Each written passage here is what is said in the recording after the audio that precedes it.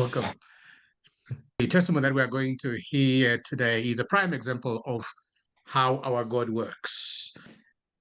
Our God, our Christ, and especially as we look at our salvation is nothing short of a miracle. And that miracle only took the King of the universe to die on the cross. And I've said this, but I will continue to say the power of the cross is in he who was at the cross. There were thousands of crosses during that time, and there were thousands after of crosses, but all those crosses were irrelevant and are irrelevant. There's only one cross that mattered and that matters. It's the cross on which Christ was crucified. As such, there have been, for millennia, a debate as to which is a greater miracle, a greater work. Is it the work of creation or the work of salvation? But that's an argument that we have got nothing to do with, because creation and redemption took the same power. It is the power of the Creator God. And as such, our creation or our recreation, as David puts it, create in me a new heart. David realized that it is the work of creating that Christ is doing. And tonight, we are going to be listening to the power of salvation as God was creating, or rather, the work of salvation being the work of recreating with the same power, same man, same person, and same power. We are going to be hearing such a powerful statement that shows the God that we worship and his power, not just to create the universe, but to recreate us and to restore us back to Eden in our former selves, like the first Adam was made. So today we are going to be blessed by Brother Justin, who is going to share his story and his walk, which is very inspirational.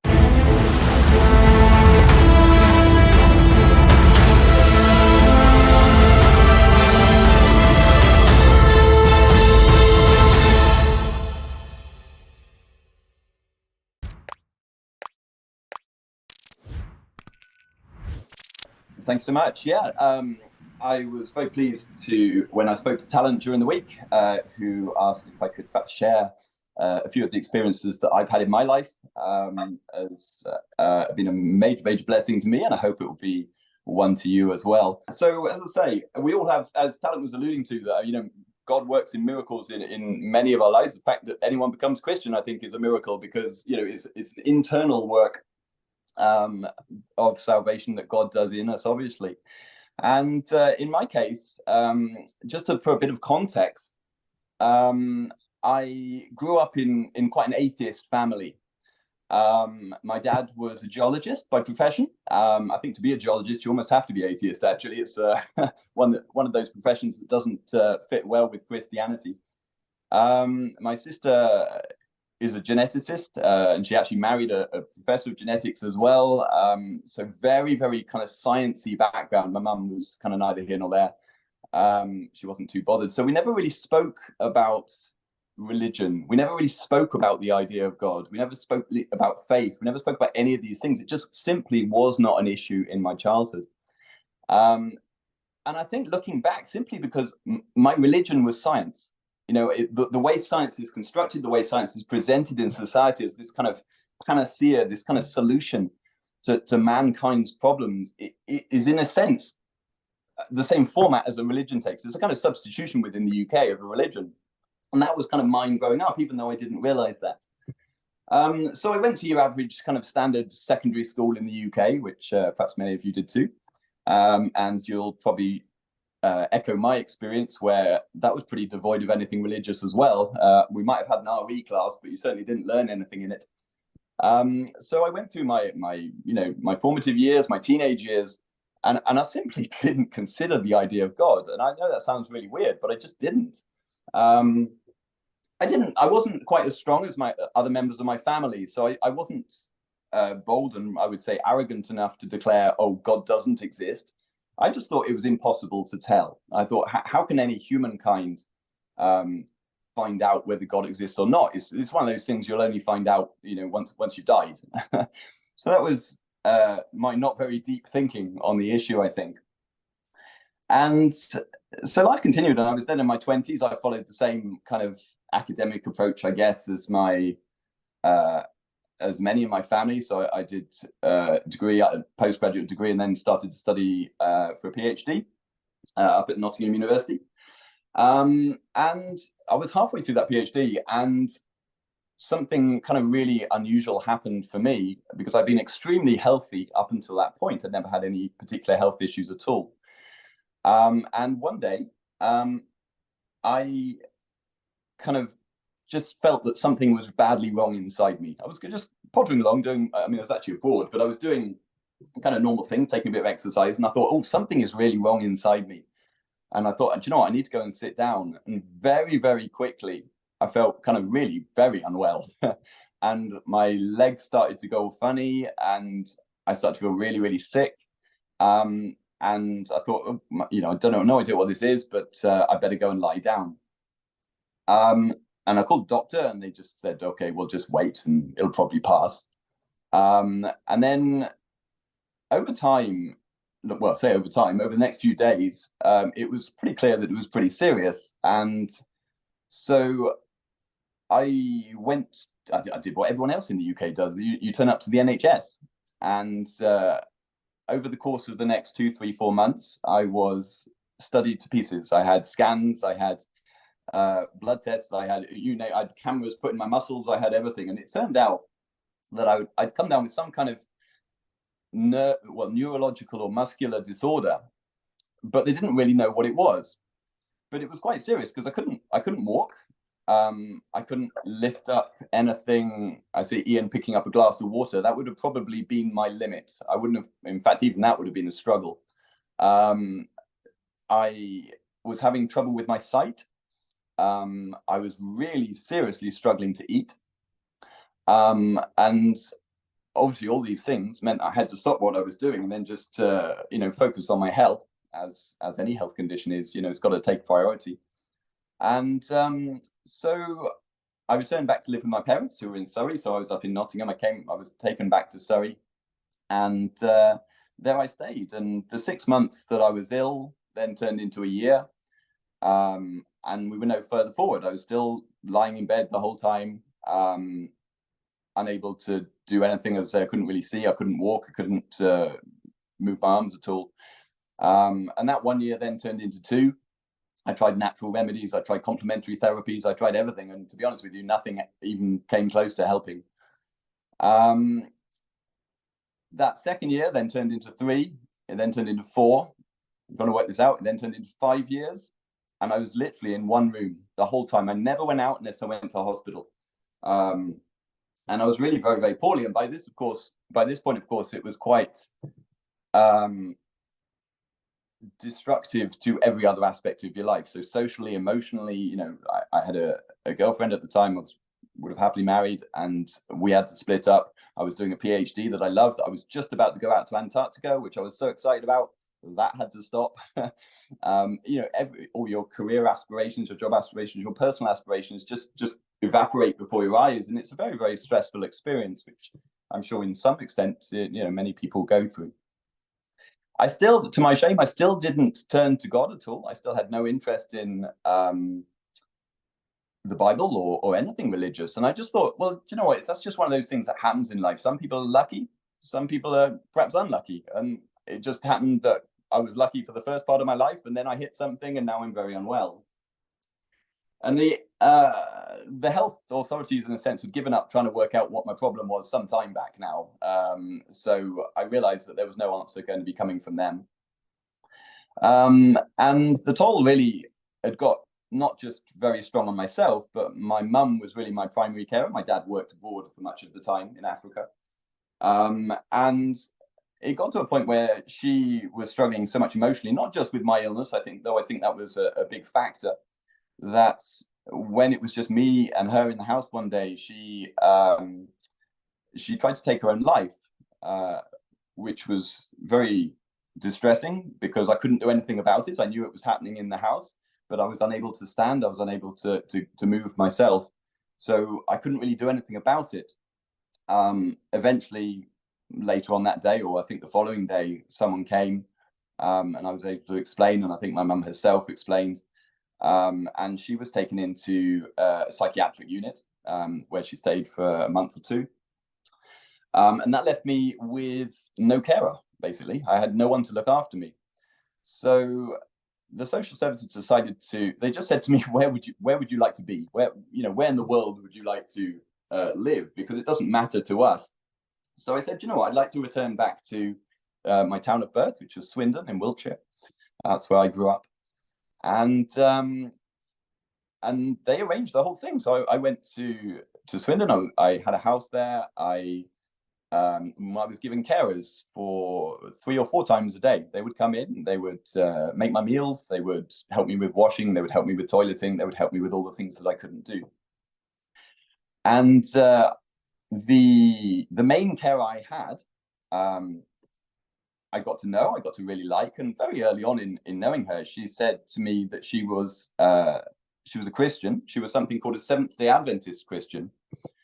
And I think, actually, thinking back, she called herself just a Seventh-day Adventist, but I didn't really know what that meant, to be honest. So when someone said I'm a Seventh-day Adventist, I just went, okay, that's nice. Is that a political party? Is that? I don't really know what that is. And she didn't push it too much, but she was ever so kind, and she used to spend far longer with me than her job would entail. We have set time frames, as many of you will be aware. And so much so, she even invited me to her family for Christmas Day one year, just to spend. Otherwise, I'd have been by myself. And I thought, I was really, really touched by this. So after about a year and a bit of knowing her, something like that, she said, there's a lady at my church, and she's giving a presentation, or a series of presentations, I should say, on the Bible. Would you be interested in coming? Now, it's still a case that I got out very, very rarely, and I kind of felt a little indebted to this woman, so because she'd been so good to me, so I just said, yeah, sure. And it wasn't even just her, because many of these other people who were these strange people called Seventh-day Adventists, there were a few who'd really gone out their way to help me. So this guy who was a carpenter had come round, and we hung all my doors. So because when you're in an electric wheelchair, which they'd given me, you don't really want a door that pulls towards you, because you can't really work it. You kind of get stuck. So he'd come around and he completely redid all my doors, and he wouldn't even accept any payment. So I was like, these are very curious people. I was trying to insist, you must take some payment. He said, no. So I went along. They kind of found a way of getting me to these presentations, and I heard this lady speak. It's just a lay member of the church, as people call it. And she spoke on the book of Revelation. She was, and to be honest with you, the first session I didn't understand at all. It was just a whole lot of words that I didn't really know at all. I remember her talking about Pharisees and Sadducees, and I was like, I don't even know what that means. Is that one word? Is that 5 words? How many words is that? And but by the third one, she was talking about things that are happening in the world. She was talking about America. She was talking about the papacy. She was talking about, numbers like 666 and things like that. And there was one thing that she said that really grabbed my attention, and I was like, "That's really, really strange," because the Bible. No one's questioning when the Bible was written, and she seems to be saying that the Bible that was written all those years ago is talking about the events that are happening today. And I just couldn't compute this in my brain. I was like, no one can predict. I can't predict what's happening tomorrow, let alone that far in advance. So they asked me, would I like to come to church for the following, that was a Sunday, so the following Saturday. And I said, yeah, sure. If you can get me there, I'd be interested to know some more. And so I didn't really think too much about it for the rest of that day. And then the following day, I was by myself in my house, and I was listening to music, because that's what I often did, because I still couldn't read, I couldn't watch TV. My sight, sometimes I actually lost my sight, and then it came back. There were many times when I was in hospital, just to retrace a little, where I lost so much weight that I was very close to death, but I managed to pull through. Now I realize why, because God allowed that to happen. And I was listening to music that following day, and the radio suddenly stopped as I was listening to Classic FM. And there was a small pause, and a voice on the radio said, "We'd like to welcome you to Premier Christian Radio." And I thought, that's really, really strange, because I was definitely listening to Classic FM. I am nowhere near a remote control. The radio is the other side of the room. And the guy on the radio said, "I now have a message, especially for anyone who's thinking of coming to church for the very first time."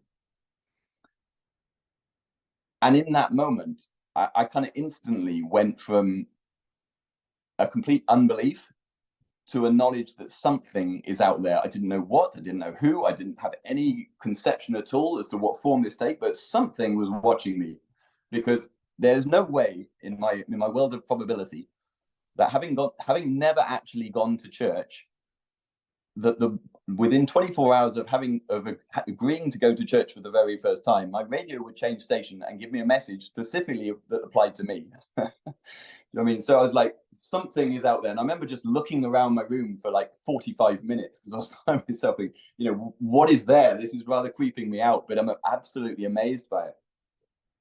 So when someone came, I explained the situation. And then, of course, when the following Saturday came, I was like, okay, well, something wants me to be here. So I turned up to the church, and I just sat and I listened, and I went the next time and I listened and I listened and I listened. And they did Bible studies on a Wednesday, and they were able to sorry, messages coming up. And they were very kind enough to help me to attend those. And someone else managed to get hold of an audio Bible for me, because obviously I can't read. So, and I had all the time in the world, absolutely all. I did nothing with my time except listen to the radio or just sit, because my muscles got very painful, so I couldn't really move, even if I tried a little bit. So at the beginning of the mornings, I would just put on Genesis chapter 1, and I would just listen through day after day after day after day until I got to the end of Revelation. And then I got to the end of Revelation, and I put on Genesis 1 again and did the same thing twice. And I just listened to the Bible right the way through in a relatively short space of time. And people were ever so kind, and they gave me CDs in relation to The Great Controversy, in relation to Steps to Christ, Desire of Ages, this kind of thing. And I don't know what it was, but when I was listening through the Bible, I got to the book of, I got through to the book of Numbers. And I just thought, there's something special about this book. This is, I can't say what it is, but there's something no man could have written this. What it is in the book of Numbers, I've not a clue. Because, of course, when you come from my background and you start the book of Genesis, your first reaction is, this is pure craziness. Because everything in my life had been educated to say, man can't live that long. There was never a worldwide flood. Almost every part of that story would have been completely opposite to my worldview. But I persevered, and somehow I got to Numbers and just thought, no, this is right. And I can't even logically explain why. But I knew the Bible then to be very special. And as I studied on, and prophecy was an important part of that, I just fell in love with the Bible. I fell in love with Jesus. I understood everything he'd done, and how in control he was in my life when I didn't even know he was there. I felt ever so bad because I'd never said thank you. I'd never acknowledged him. And it was the most amazing experience. It really was. And I just loved it. And I wanted to, the first reaction, you just want to tell other people as well. So they would wheel me out into Swindon Town Centre. They would pop me outside H. Samuel's, the jewelers, give me a pile of leaflets, and I would sit there and just hope that someone took a leaflet. And I was really, really happy. Because I realized that everything that I thought had been a complete waste of time, all the delays in the tests, all the cancelled appointments that perhaps people are going through now, that was all a purpose behind it, because I was nowhere near searching for Christ. I wasn't even close to coming to the Bible. To be honest, I remember hiding from Jehovah's Witnesses. I'm actually embarrassed to say that, but I did. And so I was just so thankful that God had kind of, I don't want to say humbled me. I don't know how to phrase this, but I was clearly just not in the right heart, not in the right mind to even come close. And all the events that had happened had been there to just change me. So I would at last listen to him calling.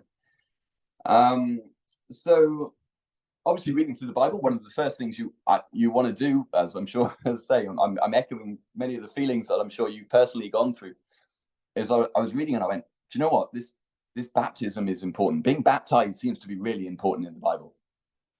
So I said to the pastor of Swindon Church, can I be baptized? Is that something that can happen, in the next day or two? Or gave that impression. And he said, no, well, no, I mean, yes, you can be baptized without a doubt. He knew I understood the various things that I needed to understand. And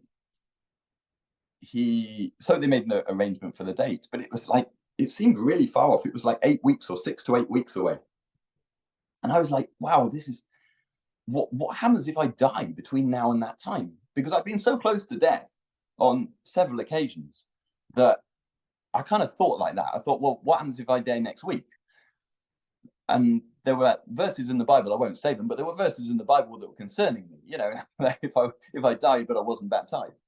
And they were all kind of, no, you'll be fine, don't worry, that's not a problem. And I'd kind of learned to trust them, but I was a bit uneasy. I don't know how to put it. So, but I thought, okay, they know what they're doing. And I just waited and carried on with studying and things. But it was starting to build, and it came to a point. I just prayed. I was, again, so many times I was on my own in my house, and I prayed and just poured out to God that I was really, really struggling with this weight to be baptized. I just really wasn't handling it at all well. And I had my eyes closed. I said amen at the end of the prayer, and it coincided. As I said the amen, the phone rang. And I had a system for answering the phone, so I answered it, and it was the local pastor.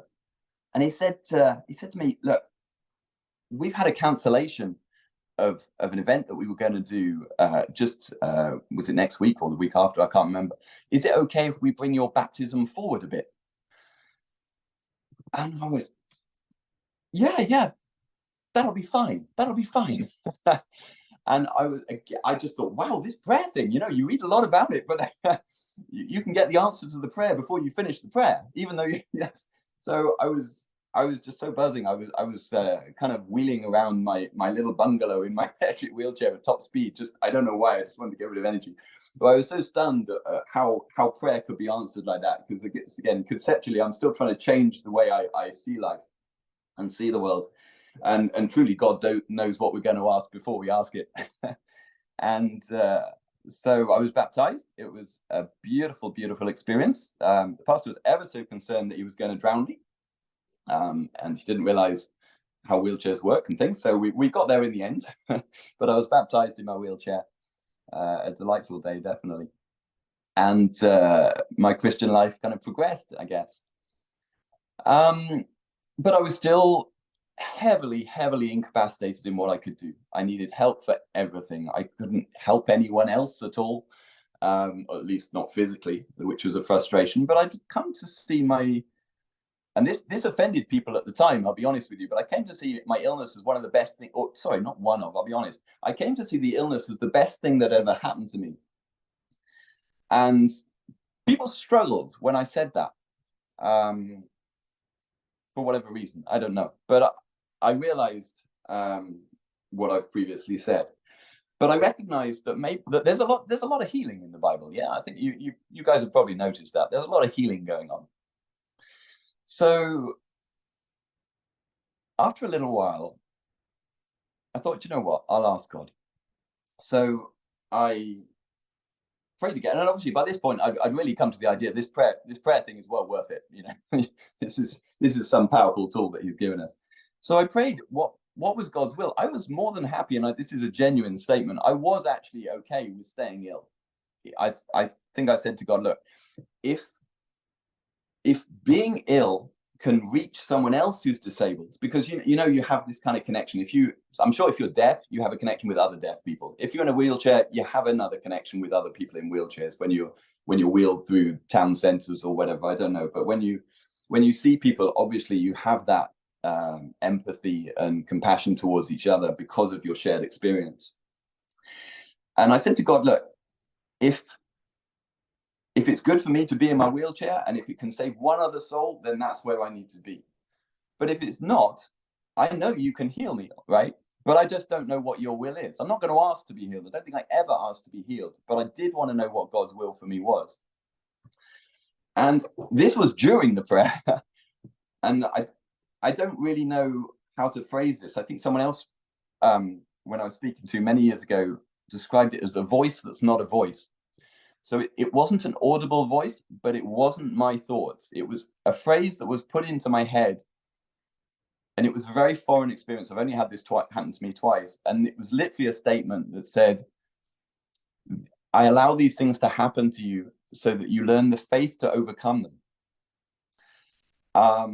And that I can guarantee that was not my thinking. It was a very different experience because it even interrupted my own thought. And as soon as that happened, I went, okay, God wants me to be better.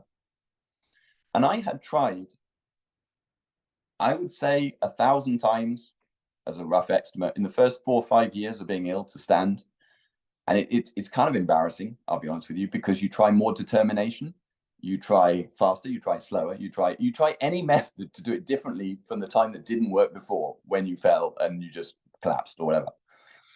So, but I thought there's one thing I've never tried, and that's almost like trying not to try. Let's do this differently. So my carer, the same carer as before, and she came around and it was just the two of us. And I said to her, look, we're going to do something different this morning. And she had no prior warning of this because she didn't know what had happened to me the night before. And I simply was in my electric wheelchair and I kind of rocked a little, and then I rocked myself forward. And I think I said, not in my strength, but in the power that Christ can give me. And immediately, I was able to stand. I had been ill almost 8 years. I had not stood Amen. For 8 years. And I mean, it freaked me out. I don't even know how to describe it because I had been at this, apart from anything else, you can't see it on my camera, but I had been at this level for, I mean, I'm going to come to this in a minute, but 7 to 8 years, right? And then all of a sudden, it turns out I'm quite tall. And that's the first time I'd looked down on someone for almost 8 years. And so I kind of scared myself and then sat down. And then I was annoyed with myself and stood straight back up because I knew immediately I was able to stand that was not me doing that. There is not a chance after the sheer hundreds and hundreds of times I tried to stand that I'd done anything differently. So I knew it was a supernatural experience. Apart from anything else, my legs hadn't borne any weight for however many years. So they couldn't even medically have done that. So I stood up, I sat back down, I then got annoyed, I stood up again, I went, this is ridiculous. I walk over to the other side of the room, I walked over to the other side of the room, I came back. I thought, let's walk somewhere. I walked around the room a bit more, sat down. And a lady had come to live with me a little time before, a few months before. Her name was Rosanna. She'd just recently come over from Brazil. Many of you might know her. I certainly do now, because she's now my wife. And she was studying English at the school. And she came back from her school lesson and she went into the kitchen just to do a couple of things. And I stood up and I walked into the kitchen to say hello and just stood there saying hello to her, but standing. And as you can imagine, the church, who'd only ever known me in a wheelchair, got very emotional about this, as she did. And it's at this point that everyone starts telling you they'd had dreams, they'd had visions, they thought I would walk again. They never tell you this when you're in a wheelchair, but they certainly tell you once you're not. And I realized there was nothing stopping. So, I had carers at this point. So many of them were there going, oh, you better be careful. Don't overdo it. And I was like, what do you mean don't overdo it? This is ridiculous. So I would walk anywhere. I was walking around the town centre within a few days. And I went to the Bible meeting on the Wednesday. Not many people were aware of this initially in the first day. And I used to go in the same taxi, and they put the wheelchair in the back. And then I arrived, the taxi driver would the elder of the church would come out, take the wheelchair out of the back of the taxi, come round to the front. I would kind of slide and wobble across into the wheelchair, and he'd wheel me in. And so on the Wednesday, we just did the same thing. And the taxi arrived at the prayer meeting, and I just got out the car and just walked straight into the church. And if anyone's heard of Ines Holdgate, she's relatively known. I know her family is well known. She cried for 45 minutes. And it's such a beautiful experience to remember. And it doesn't matter how far back, it's still emotional. I sometimes feel daft at getting emotional, but it's so hard not to. So that's, I'll leave it there because I don't want to go on too much, but that's the one final point actually, that's not true. I'll make two final points. The first one is that when I stood, everyone always focuses on the walking because that's what they see. But as I mentioned earlier, I had real issues with my sight. And what came along with that sight was that my eyes were extremely painful. At times, if I tried to focus, it was really very painful. And when I stood, not only did the strength come back in my legs, and I think you'll have worked this out anyway, the strength came back in my arms, my middle, my breathing, my digestion, whatever returned to normal, and my sight returned back to normal. So when I went into that Bible meeting, I read a verse from the Bible for the first time as well. And that was a beautiful experience. So everything kind of returned in an instant at the same time. And as one guy said at the time, in fact, the elder who used to push me around, said, when God heals, he heals completely. He doesn't do a half-hearted job. And I feel very more than words can say, blessed to have been the recipient of that experience. The second point I should probably finish on is, if you remember back to the beginning of this story, I shared that when I initially became unwell, it was very sudden. And it was so sudden that I can actually time it at 10 to 6 on a Thursday. That was how sudden I was. Okay, I was fine.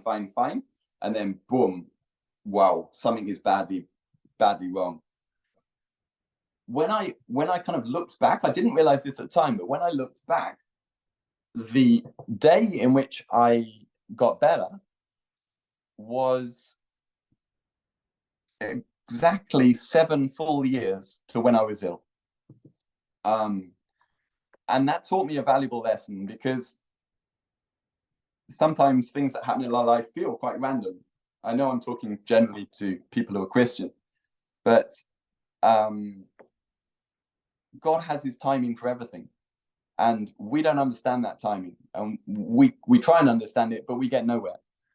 But all of the delays and all of the craziness that had happened, that there's no way I could go into. I'd need like a week's talking to say all the absolute madness that happened in the hospital stays. I was in hospital for such a long time, not to mention the other things. That was all within God's plan for me, that I'd have 7 years with that illness, and then he would free me, and I could return to a much better life as a Christian, but healthy then. And I have never been ill since. I have never had the slightest problems. As I say, all the carers were there going, oh, be very careful. In fact, when I started to go to church, they started to say, oh, be very careful, they don't brainwash you. And all these other things. And I was like, don't worry about that. So I'd be happily brainwashed in this kind of thing. But I've been brainwashed by the world. Nice to be brainwashed by something that's true. But people are very protective, and when I was well, they were quite protective as well. So they're always worried that I was going to return or something was going to go wrong, and I had complete confidence that was never going to happen, because it wouldn't make any sense.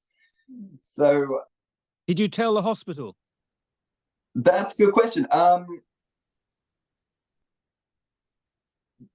So all my tests were done around Surrey or London, and then after that 5-6 year period, when I moved to Wiltshire, I just saw a GP who had a file like this thick on me, and just went, whoa.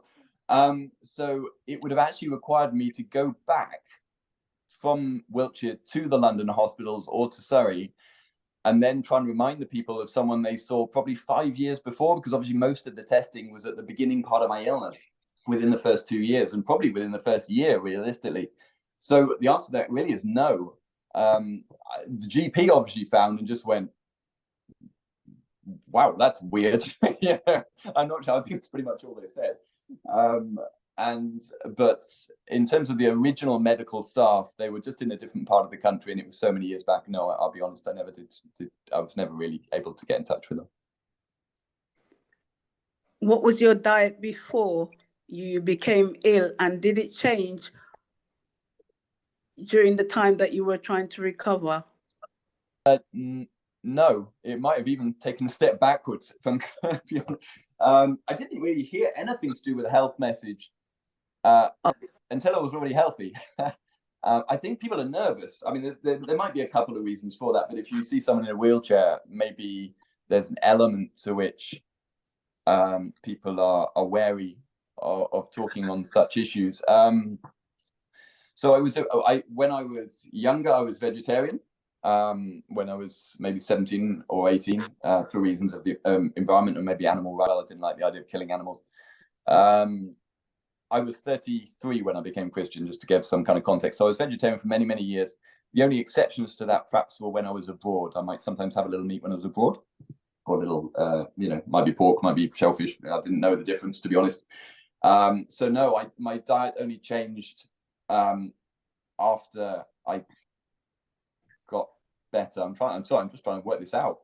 I became vegan or plant-based maybe 10 years ago. This was probably 12 years ago. So soon after I got better, I became plant-based entirely.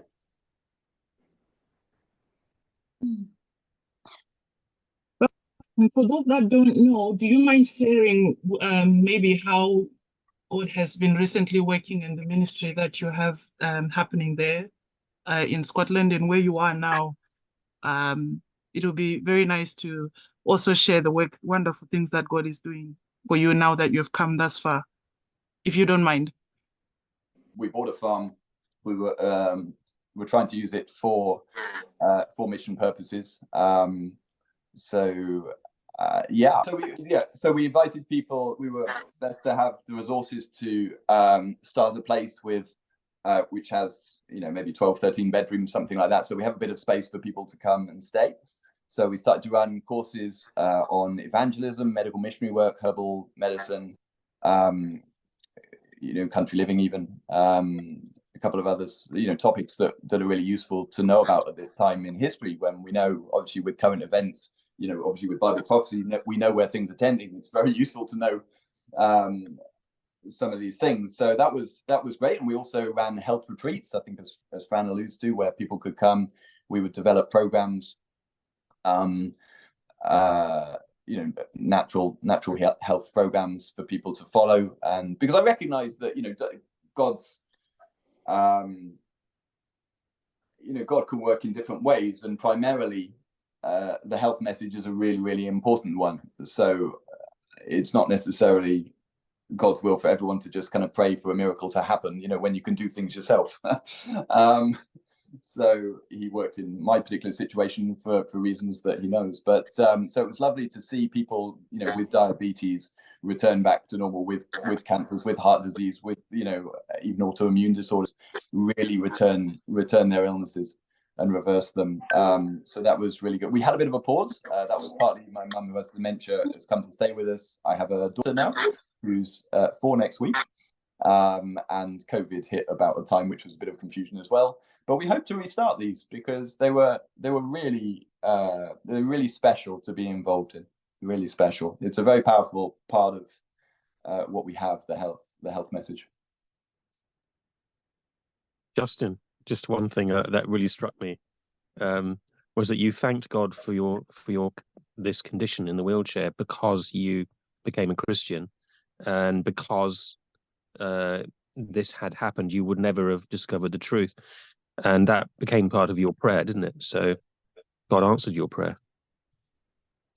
Yeah. There's a challenging bit in the Spirit of Prophecy, which I didn't know at that point, talking of when we learn to see trials as educators, then when we were truly find peace and find joy. I'm kind of slightly paraphrasing, but that's the essence. It's very, very hard to see a trial as an educator. You know, when we're going through it, we don't like that. We don't like the trials, but they are indeed necessary. And I think when you can look back, obviously I had the advantage of being able to look back and see the fruit of that trial, in a sense. So yeah, so I rejoice definitely that illness came my way, and to say that can for some seem strange, but I stick to it. It defies common sense, and it's wonderful. Thank you. Yeah.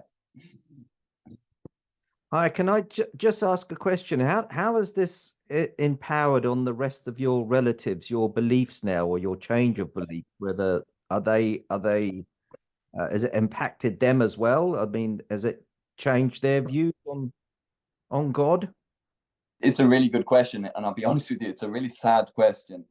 I spent so much time, especially with my mum, and after I got better, and very soon, by the way, very soon I was driving, I was working. You know, I actually got a job with the care agency that supplied my carers. I just went up to them and I said, you know, well, you've been supplying my carers for this time. How about giving me a job and I can be a carer and going to other people in my situation now I'm better, which they really loved. And the carer who is the main, I might as well give her a name. Her name's Bia.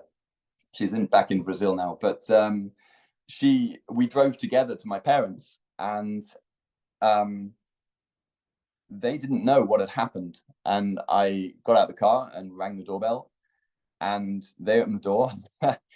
And I don't think you've ever seen people say wow as many times as that. They just stood there and just went wow, wow. I mean, just wow. They did not know what to say. And they heard me share what had happened.